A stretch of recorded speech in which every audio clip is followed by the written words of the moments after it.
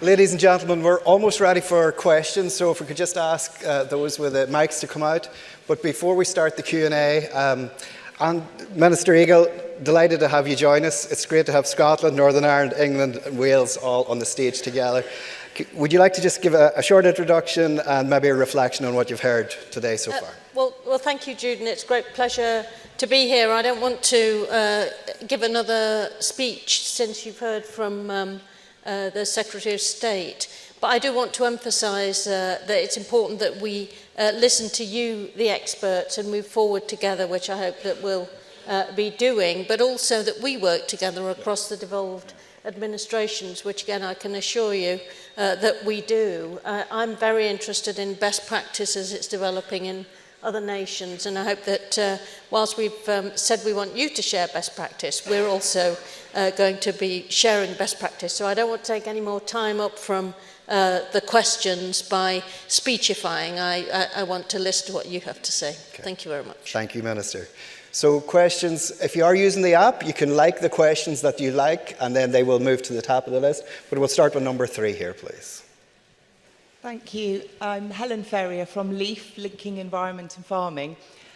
We heard at the book club from Richard Negus on his book about hedge laying, and one of the things that he said was that nature shouldn't be a political issue. So rather than saying, do you agree, which I suspect you might all say yes, I just thought, what do you think that the role of politicians should be in helping to make nature and climate less of a divisive issue? Okay, who would like to go first? Yeah, I'll give a really practical example. So over the last 18 months, the intensive work that we've done on the Sustainable Farming Scheme, one of the biggest and most in-depth piece of work we've done and the hours we spent in it is actually trees and hedgerows. And getting everybody around the ministerial round table. So the role of politicians, I think, is to bring people together, not only to listen, because we have to make the final call, always, it's what we're paid for, but to get everybody around the table and to pool ideas with a shared vision. That's the thing. Get people in a room with a shared vision. It's not climate resilience or farming. It's not hedgerows or productive food land. It's both. Because if we get the hedgerows right, and we get the pollinators right, and we get the wildlife right, we also have more productive farming. We also, by the way, can capture some of the runoff from the soil that might be otherwise running down into that river, and so on. So it's all of a piece. So I think our role, my answer would be, is get the right people with the brains, all the stakeholders, by the way, including some really good environmental NGOs as well, in that room, shared vision, and then say, right, how do we solve it? To go back to Jack's opening remarks, what's the focus on the solution, as opposed to, isn't this difficult? But the hedges one was one of the most challenging. How do we thicken, widen, broaden, extend hedges? We've done it now, but it's been a hard piece of work. But on every piece of it, you need to burn the midnight oil. It's a phrase they've used before. Sit down, work it through, lock people in a room together until you get the result. Okay, thank you. The most liked question on the app is asking, how does the government aim to support the mental health of farmers when the policies are changing so regularly and not offering stability? I mean, I think one of the things that we've all got to recognise is that mental health, not only in the farming community, but more generally, has deteriorated quite a lot recently, certainly post-pandemic. And we've got to try to see what we can do to be much more preventive. I think Defra does run some schemes which try to help. But at the same time, I think we are in periods of uncertainty and, I have to say, also a polarisation of politics at the moment, which doesn't help us come together to cooperate and release what nature can do. To answer your question, it's all got to be, you're either in favour of shooting as many badgers as possible or pro-TB. We have these very, very polarised debates. And I just think the only way we can sensibly come together is to try to work together, as Hugh has said, and that will reduce uncertainty and increase trust between the different sectors of society that have to work together, so that we can make certain we come to the best possible conclusions and work together. Harder in the political environment we're in now than it was when, for example, I first went into Parliament in the 1990s. You do the math. Yeah. I think the question was around mental health and how can we support farmers. But that is because of the uncertainty drives that, but also so does the polarisation and the anger and social media and the way that that works. Politics and the way that it works and the way that it impacts on society is very different now than when I first came into government. And I think that we've got to remember to think the best of people rather than the worst, to think about how we can work together to set aim rather than be in that sector over there blaming those over there for the things that we have to deal with. I just think that will help mental health. Okay, Jim and then Andrew, and then we'll go to number 2. Okay, thank you very much for that question, because I think it's one of the most fundamental things we've got to talk about in this conference and every other farming audience that we have. I've spent 30 years of my life farming before I came into politics. And I absolutely get what isolation means. I absolutely get what pressure of the job means. I understand what weather does. And all of these things added together adds an absolute powder keg of reality for people. And Angela talks about social media. Social media is brilliant, but it's also an absolute curse. Yeah. But so is reality. And the reality of the decisions that we make have a massive influence on how people react. I thought Emma was wrong to criticise the people outside. If they're outside, they're there for a reason, because their mental health is telling them right now, we've got a problem, and the only way that I can talk about it is sitting outside here while the politicians are sitting in the room, and I'm going to make sure they hear me. So we take mental health of our farming community incredibly seriously. We fund, to a large extent, the RSABI. We've given funding to Farmstrong. And I talked earlier on about the farming, I can't remember what we call it. It's the farming communities, where we bring farming communities to sit and talk about how they're going to develop farm policies. That is one of the most important tools that we've got to get farmers talking peer to peer. I can sit here and deliver a policy, Hugh, Angela, we can all sit here and deliver a policy and say to people, go out and do that. What does it mean on the ground? What does it mean to you when you get up and put your boots on in the morning? If you've got other farmers who are saying, we tried that, it didn't work, but we did do this, those opportunities to talk about what you're doing on the farm are also the opportunities to say, you know what, I'm not feeling great. I'm not great right now, and I need some help.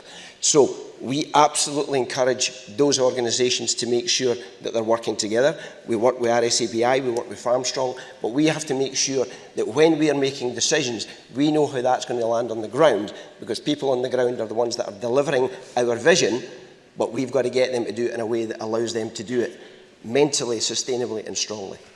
And I think one observation from me from being from Northern Ireland, worked in rural support before, moving over to the Farming Community Network.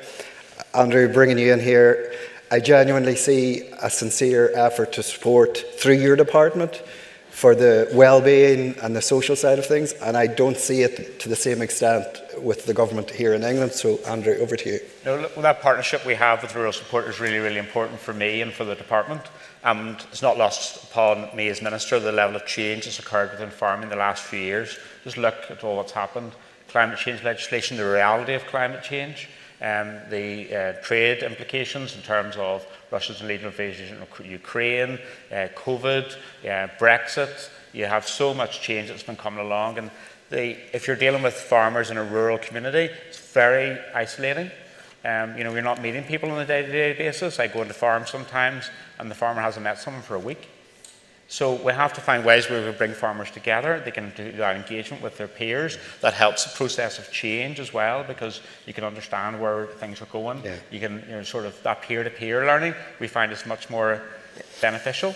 And that's what we're trying to do as a department. It's not easy. Change is hard. Change is difficult. We can't avoid it. Yeah. But we need to work with people, and that rural support, in terms of the support that they give as a charity, has been quite fundamental. Yeah, and I think the importance of the third sector needs to be considered in all of this. I see the support from Scotland, Northern Ireland. I don't see it from Wales or England to the same extent. Number two.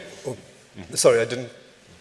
Sorry, go ahead, Hugh. Sorry, yeah, you laid a challenge down there because I wasn't speaking now, but as you laid the challenge down, I'm happy to pick the baton up there. So we provide support as well through the Farming Community Network, but there's also a myriad of support that goes on through people like the DPJ Foundation, through RABI and through others. And they're not only doing mental health support, they're also doing support for interesting things. We often say the public perception out there is there's no poverty within rural communities. You look at some of the organisations out there not only providing mental health support, but they're also providing things like back to school support and so on. Now, we will stand foursquare with these. We convene regular meetings with these organisations as well to see what we can do. So I just want to challenge back to you when you say we are not, we're firmly in that space. But the other aspect of this is, and it comes back to Jack's opening presentation, we have to talk up actually the future of farming and profitable farming and our livelihoods in farming. Yes, there are challenges, but if we constantly go into the doom cycle, it plays into this thing that it's negative. Why would anybody want to come into farming? Now, look, we've actually got to talk about also the fact that we've got innovation, excellence, brilliance within our farming communities, and we want young people to come into it. If we don't talk about that, then we just join in. It's like the doom scrolling on social media.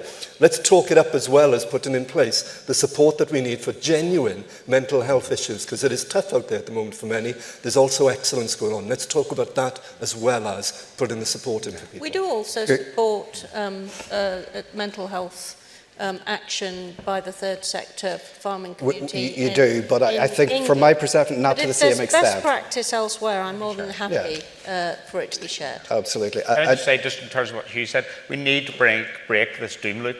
Absolutely. When I see students coming through our college, they're graduating, they've got hope, they've got confidence, they're getting involved in the industry, and what we want to do is we want to build upon that, but also we have to tackle the misinformation on social media.